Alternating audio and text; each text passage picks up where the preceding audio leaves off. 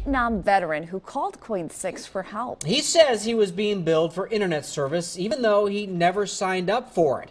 Our Jennifer Dowling is getting results after she contacted Comcast. That's right, Dan and Ann. The vet was billed hundreds for online services, even though he was missing a key component. He said that he doesn't even have a computer. Now, Comcast says they are making sure things are made right.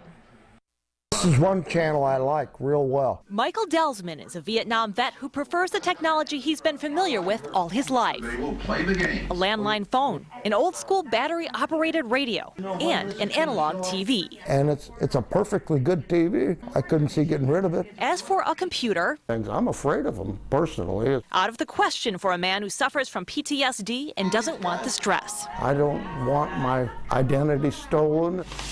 So when he was going through his expenses that are normally handled through a payee service, he was shocked to see his basic cable bill had skyrocketed due to charges for internet services. $72.16. Well, it shouldn't only be about 15 to, at the most, 20. He called Comcast, and reps first told him a fraud investigation was needed. I told them, I said, you got more money than Jesus and you're sweating $400 refund to me? Later, they promised him a refund of more than $300, but the calendar days kept ticking by. They've been dragging their heels now for about 2.5 months. He turned to Coin 6 News, so he contacted Comcast spokesperson Walter Neary.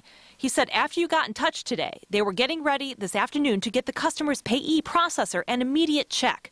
Then as they dug into the records, they found out the check had been processed last week. We'll be reaching out to the payee to make sure everything is going right for the customer. Michael is just grateful now for a resolution. Like I say, it's not so much the amount of money, it's the principle of the thing. Neary says the customer signed up for a promotional package that included both TV and internet, which was cheaper than TV alone. Then when it switched back to normal price, he said Delsman noticed the difference. But Delsman says he never wanted to sign up for anything with internet, and the whole process was confusing. Regardless, he has been switched to a less costly plan that includes just TV. Back to you. So all's well that ends well, it sounds. And it sounds like if you hadn't have gotten involved, maybe we wouldn't have seen such a speedy resolution. So great job, Jen. Thank you.